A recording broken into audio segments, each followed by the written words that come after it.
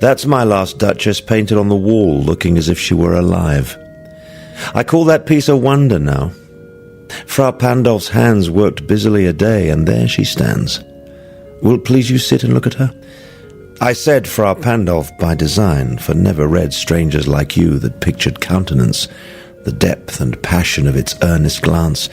But to myself they turned, since none puts by the curtain I have drawn for you but I, and seemed as they would ask me, if they durst, how such a glance came there. So, not the first are you to turn and ask thus. Sir, 'twas not her husband's presence only called that spot of joy into the Duchess' cheek. Perhaps Frau Pandolf chanced to say, her mantle laps over my lady's wrist too much, or paint must never hope to reproduce the faint half-flush that dies along her throat. Such stuff was courtesy, she thought, and cause enough for calling up that spot of joy. She had a heart, how shall I say, too soon made glad, too easily impressed. She liked whate'er she looked on, and her looks went everywhere. Sir, 'twas all one.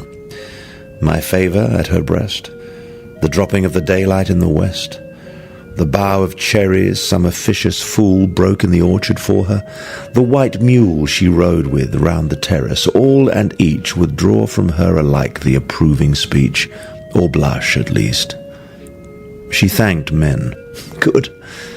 But thanked somehow, I know not how, as if she ranked my gift of a 900-years-old name with anybody's gift. Who'd stoop to blame this sort of trifling? Even had you skill in speech, which I have not, to make your will quite clear to such a one and say, just this or that in you disgusts me, here you miss or there exceed the mark. And if she let herself be lessoned so, nor plainly set her wits to yours forsooth and made excuse, e'en then would be some stooping, and I choose never to stoop.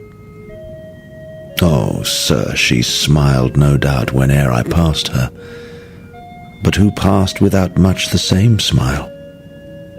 This grew. I gave commands, then all smiles stopped together. There she stands, as if alive. Will't please you rise? We'll meet the company below then. I repeat, the Count your master's known munificence is ample warrant that no just pretence of mine for dowry will be disallowed, though his fair daughter's self, as I avowed at starting, is my object. Nay, we'll go together down, sir. Notice Neptune, though, taming a seahorse, thought a rarity, which Claus of Innsbruck cast in bronze for me.